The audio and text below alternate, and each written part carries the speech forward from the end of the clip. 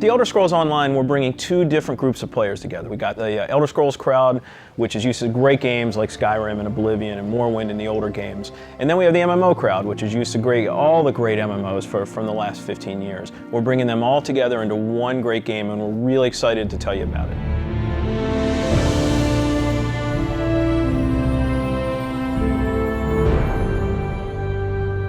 Elder Scrolls Online, everything you need to know about it is right in the name. It's Elder Scrolls, but it's online. And when the team set out, they wanted to create strategic real-time combat. We wanted to create a lot of world immersion. We wanted to create a landscape that was rewarded exploration. But all of that had to be brought together with really great social systems. So Elder Scrolls Online, it's set 1,000 years before Skyrim. And not only is it 1,000 years before Skyrim, but it draws on all the legends and everything that you've read about in the books that you find in Elder Scrolls games. So we've got 20 years of lore to draw upon. We made sure that Morrowind, Cyrodiil, and Skyrim feel like they do in Elder Scrolls 3, 4, and 5. The art style is right in line with those titles. Now you can explore all of Tamriel. You can return to places that you've seen before, and you can explore new places that you've never been.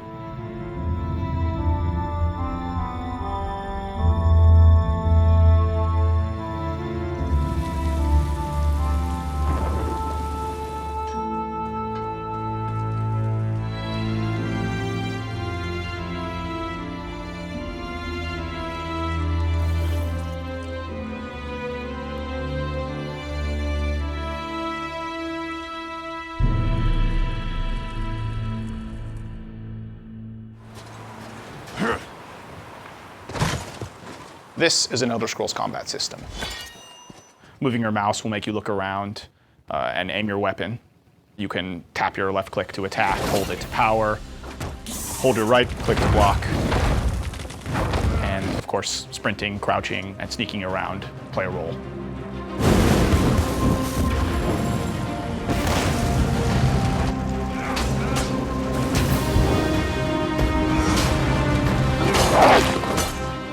All of our characters are designed so that hundreds of them can be on screen at one time.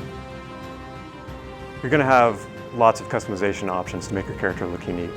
You'll find Dwarven armors, Daedric armors, Elven armors, basically all the types of armor styles and customization options that you expect from an Elder Scrolls game and the Elder Scrolls lore.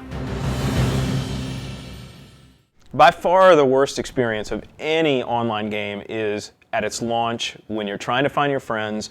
You can't find people, you create a character on one shard and then you find out everyone else is on another shard and you have to move. That experience is not good. So we are not going to have shards. We have a technology we call Megaserver where all players are on one server. So all your friends are right there, you just create a character, you click play and you go. The game is smart about where to put you. It puts you in game spaces with your friends, with your guildmates. It's a way to be connected with everyone and the game figures out where to put you. So with Elder Scrolls Online, one of the big things is that you'll be able to get together with your friends and overcome obstacles. So things like public dungeons, heroic dungeons, but most importantly, when you participate with your friends or even just with strangers, you're not competing for resources. You're all working together to overcome something and you get equal credit for that. As a player, you're able to start off by picking one of 9 races. You'll be able to pick a class, so that's just the start though. From there, all of the choices you make with quests, all of the choices you make in which abilities you choose, which weapons you use, which armor you use, really help make your character stand out in the world.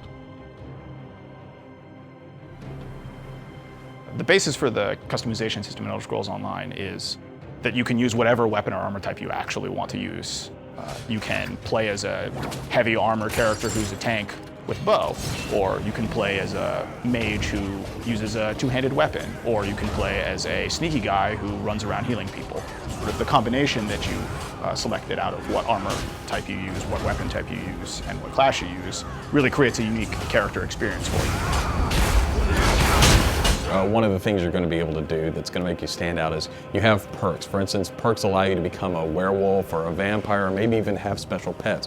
But it's not just about that. There are other things like how you increase your stamina, how you increase your magic, or how you increase your health that really take you from your initial class choice and it makes you stand out because you're saying, these are the things that are important to me. This is the way I want to play. This is the role I want to take in combat.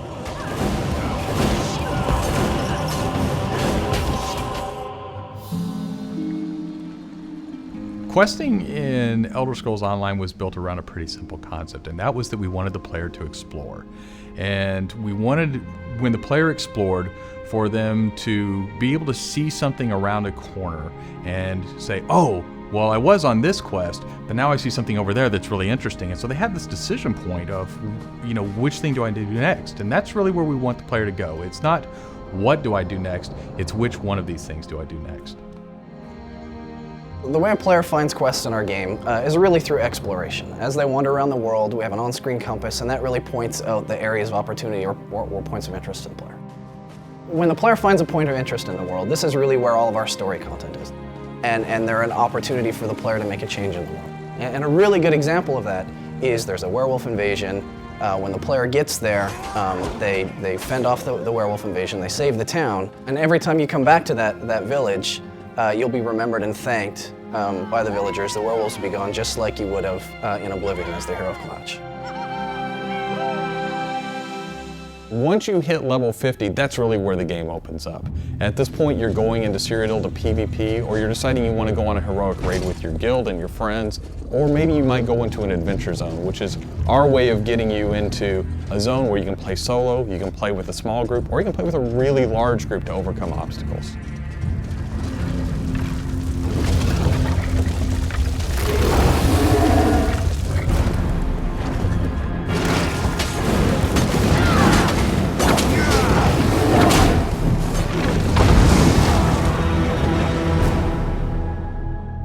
PvP in Elder Scrolls Online is focused around taking various structures in Cyrodiil.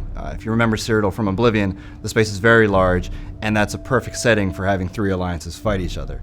During this timeline, Imperial City is up for grabs, and there's no Emperor, so players are going to be fighting using trebuchets, catapults, all kinds of weaponry to take and hold keeps, structures, and resource fixtures around the keep to actually give the opportunity to crown one of themselves as an Emperor.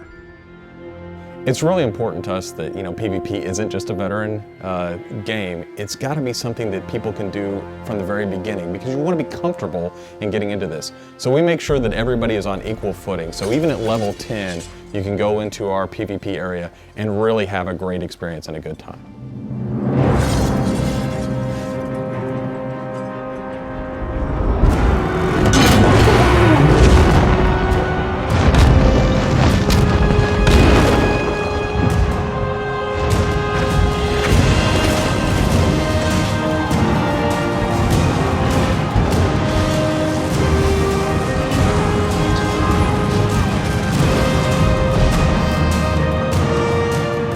With a game the size of the Elder Scrolls Online, it's really hard to, in one demo, one presentation, one video, to list everything about the game.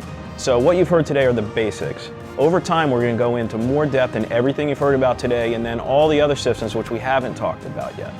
All these elements are going to come together and make Elder Scrolls Online the next great online RPG.